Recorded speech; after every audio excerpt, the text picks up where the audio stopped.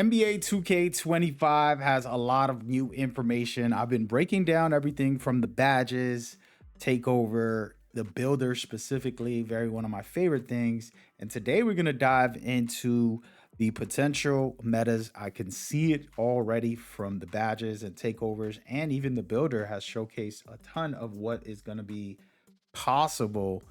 And I got a feeling this video is going to be something that's going to age well.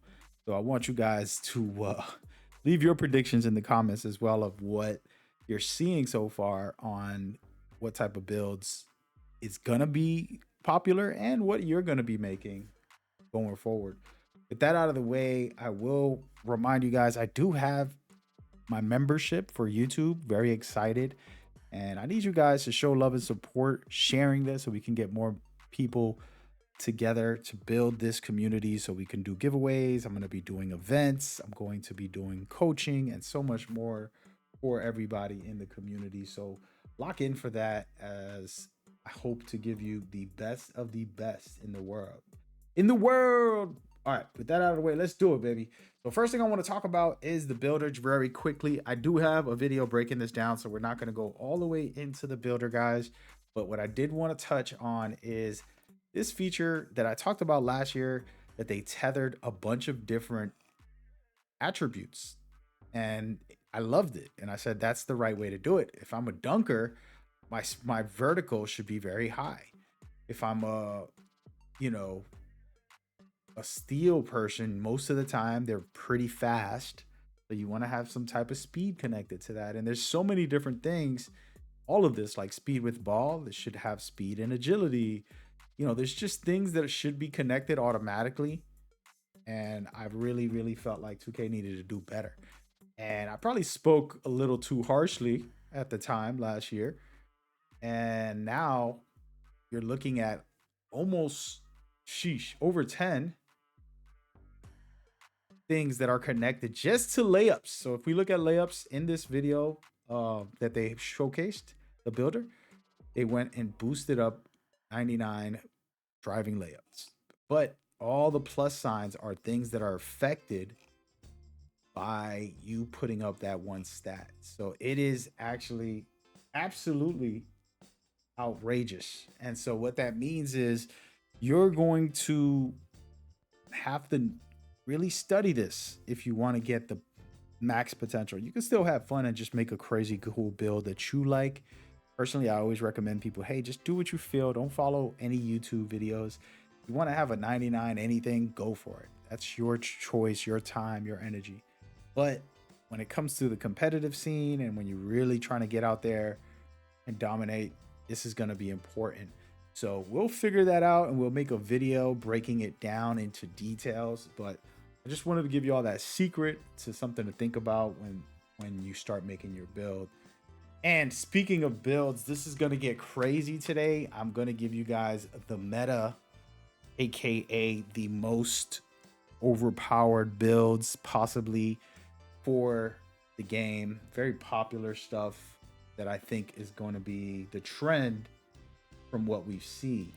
Right, so we're gonna go by the badges first, and there are takeovers as well that can possibly affect everything. But the first badge I want to talk about is this bad boy right here. It's called Mini Marksman, and basically, if you're small, you're going to be able to shoot over taller defenders at a higher rate. And we've seen this already in previous years, 2022, and it was overpowered. They had 5'11" players coming in and basically destroying everything. The smaller you are, the better, because it has amount of inches, like 3 to 6 inches, to be able to get the biggest benefits from it. And so since this badge is back in its own, it's a different version of it, but I do believe that smaller guards will be really abusing this. And 6'3" is how you unlock the legendary badge version of that. So I do think that that's going to change everything when it comes to those type of players that are going to be in the game, which is cool to have small guards. I will say I posted up something kind of saying this might be a bad thing for the game because I don't want it to be the meta. I'm not into everybody using the same style of a build. Uh, Hopefully, there's diversity and balance in all of it, but we'll see. Either way, I'm excited. I always make a small guard, anyways, a real life version. By the summertime, I tend to get bored with all the builds I have, and I'm like, let me try a new one, and then I'll make a realistic version of myself in height, and then put them in the game, and it's pretty fun. All right, now the second one is gonna get y'all upset. You know, we are hardcore. I would say we are hardcore, you know, 3-point hunters. All right. If you're playing in the competitive scene, everything you do is to get a three. You can give me a wide open dunk, but if I see somebody a little open, I'm giving it to them in a three. Hit that shot. You know, that's not true. I'll take the dunk. But the point is this is how the real NBA is, and this is how 2K is. We're just exaggeratingly focused on threes. And the principle is, if you get a dunk 10 times and I get 10 threes, I mean, I've won. So automatically, the trade is always successful. But there is a build that people tend to hate in the 2K community, and not rightfully so. I'm going to be honest. You guys just be hating. Y'all just sour. All right. It's a different way to play. And I do think it's going to be broken this year as far as overpowered. We're talking about hook specialists. We're talking about so many badges, actually, for post players. And then there's post fade phenom. There's post powerhouse. And then there's post up poet. All right. But think about it. That's more than half of the inside scoring badges. And then on top of that, shooting only has 5 badges this year. So it's a little bit insane. I do believe that the post game is going to be a highlight this year for a lot of players. Of course, it's not what the comp scene tends to do. It's usually 5 out or just to pick up top and see what you can get. You can get some plays going, and that's pretty much it. Just to keep the maximized 3 punting style of play going. And I'm for that. I'm with that. I've played heavily in the comp scene, but I honestly am unsure if the post will ever make it into the comp scene in a true old school way, where you had like Shaquille O'Neal in the paint. Hey, go ahead, post somebody up or anything like that. I don't see it as often. So we'll see. But I know for a fact that on 2s or even 3s, and you're going to see those post players come in and they're going to be relentless. And if we get a meta like that, where it's actually the new standard in the game, I honestly feel it's going to change everything. And so these are 2 just very unique, non-traditional 2K styles that I wanted to bring up first. And then we're going to get into a couple of other different play styles and discuss what I'm feeling or thinking. All right. So this year they did something very interesting. We're going to talk about it right away. All right. You remember the play shots. Play shots are the answer. I don't know. I don't care what y'all say. I've always been a play shot in real life, and I'm a play shot in the game sometimes. I make one of them every year. So Deadeye is now blended with blinders.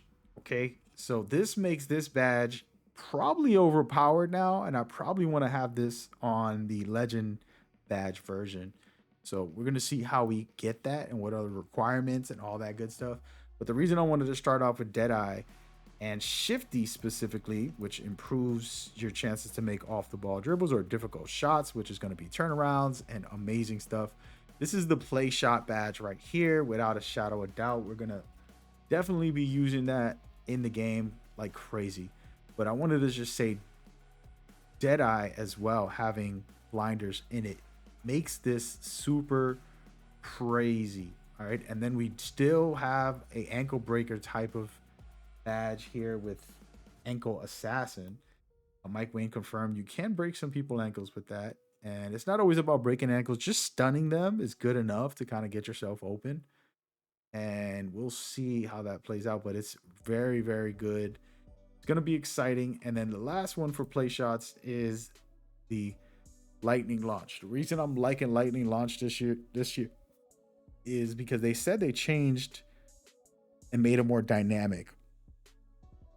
In the trailers, in the videos, basically they broke down that they're making it more explosive, things like that. And so you can see right here, it says precise stops and launches, etc., etc. If that is actually true, we're gonna get some crazy basketball. And right here, it says explosive launches. Okay, and so just think about that when you think about the badge and what's possible with the play shot style in this game. And so I'm excited to see how that comes from here. All right. The two main areas that got big, which is playmaking, which I just talked about a little bit. And then the defense actually had some decent badges as well that I'm definitely looking forward to trying and seeing where they go. So high flying denier boosts the speed and leaping ability of a defensive player in anticipation of a block attempt. So as we know, we've had badges that basically unlock your potential. And I do believe that we're going to get some of that, maybe with that badge there, be able to get more block attempts and take over. Interceptor, for example, will allow you to get better steals. I do believe this is going to allow you to get better blocks in a new way that is going to be super important, to be able to contest a lot better. So those are the things. And I think that, with the defensive setup overall, we're going to have some powerhouse, cool dynamics for defense when it comes to that. They blended a bunch of other things and they haven't confirmed all of it, but I really, really like what I'm seeing from what they've said so far and how they've said they want to streamline all these badges, change the game. That's pretty much some of what I think is going to be here. That right there, to me, defensively is going to amp up even a guard. If you can unlock high flying denier just a little bit, I mean, silver or gold, maybe, value can be probably exponential. I don't even use that word again. I'm just saying it for the video. But but yeah, so that's what I'm seeing right now with these badges. There's plenty of discussions to talk about when it comes to the actual takeovers and get into how that's going to affect the game. Remember, these takeovers are different this year. They're going to boost up your stats and you can select specific ones and then have a takeover ability to really go hard. And that's something I'm interested in this year, to see what's the outcome on that, basically. So, we don't know yet, but I'm assuming it's going to be good. Should be a fun time to go from there. Last thing I want to talk about when it comes to this stuff is, since this is a video before the game releases, guess what?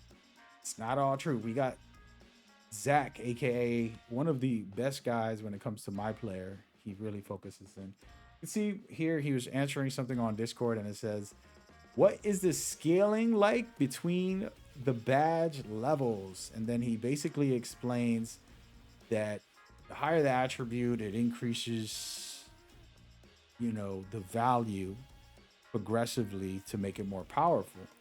Then he goes on to say, in most cases, you got to remember that. So in most cases, the difference you'll see in the impact between higher badge levels, Hall of Fame and Legend, for example, are larger than the lower one, which is basically expected. But we need to find this out. And you have a lot of great people who test. I personally test this a lot, literally hands-on in games. I'm testing it thoroughly. Thousands of hours on 2K. So I will have my own setup, but if you ever find anything and whatever NBA 2K Labs or whoever, tested things, you know, feel free to drop it in the comments and let me know what is the best value out there. Personally, I'm going to be pushing to have for shooting or playmaking for my point guards.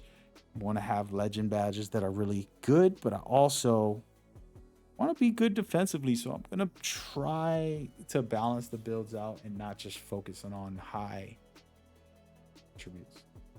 We'll see.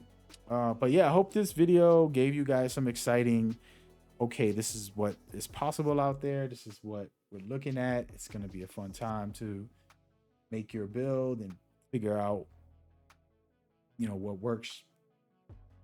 Go check out my breakdown for the builder itself. I do have badge breakdowns for all the badges. It should be popping up on your screen right now. See you there. Peace.